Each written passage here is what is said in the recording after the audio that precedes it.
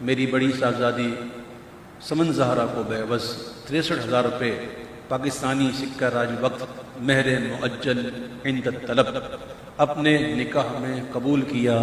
جی میں نے قبول کیا۔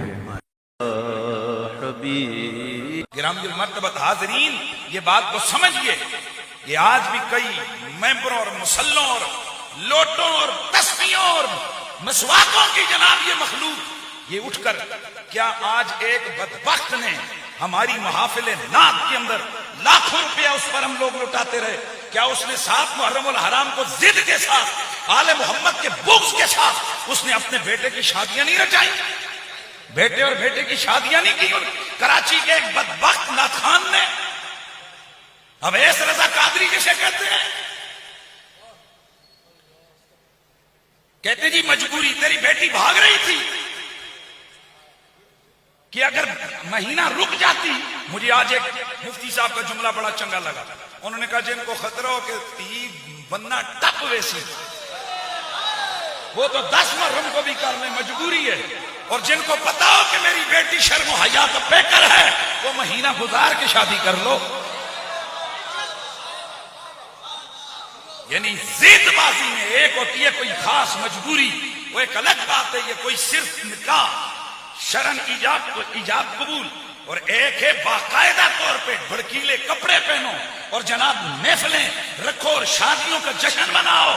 اور سنو، تم احمد رضا کی جوتی کے خاک کے برابر بھی نہیں ہو، اور تم اس لائن پہ ہی نہیں ہو جس لائن پہ احمد رضا کھڑے تھے، کیونکہ اعلیٰ حضرت فرماتے ہیں 3 قسم کے کپڑے ایام محرم میں مت پہنو، سبز، سیاہ اور بھڑکیلے۔ کیوں؟ فرمائے جو پہلے 2 کلر ہیں یہ روافض کے ساتھ مشابہت ہے، اور یہ جو بھڑکیلے کپڑے ہیں یہ یزیدی پہنتے تھے امام پاک کی خوشی میں۔ تو فرماتے ہیں کہ ناجائز ہے کہ ایام محرم میں آپ بھڑکیلے کپڑے پہنو، کیونکہ اس سے یزیدیوں کے ساتھ مشابہت ہوتی ہے کہ اس میں خوشی کے اظہار کی بات ہے۔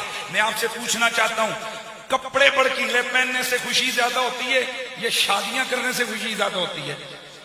بولو یار، سارے بولو۔ شادیاں کرنے سے خوشی زیادہ ہوتی ہے نا؟ تو پھر مجھے آپ ایک بات بتاؤ، اور بھڑکیلے کپڑے پہننے سے یزیدیوں سے مشابہت آتی ہے، تو جناب خصوصی تم جناب شادیوں کی تقریب محرم کے عشرے میں رکھو، اور عین 6، 7، 8 محرم کو جب آل محمد پہ پانی بند کیا گیا اور امت جب اس کا تصور کرتی ہے اس کے رونگٹے کھڑے ہو جاتے ہیں۔ اور ان بدبختوں کی ایک اور سازش ہے، 10 محرم الحرام کو نئے کپڑے پہنو، سرما لگاؤ، جناب کھانے پکاؤ، رشتہ داروں کو بلاؤ۔ تیرے باپ کی شادی ہے،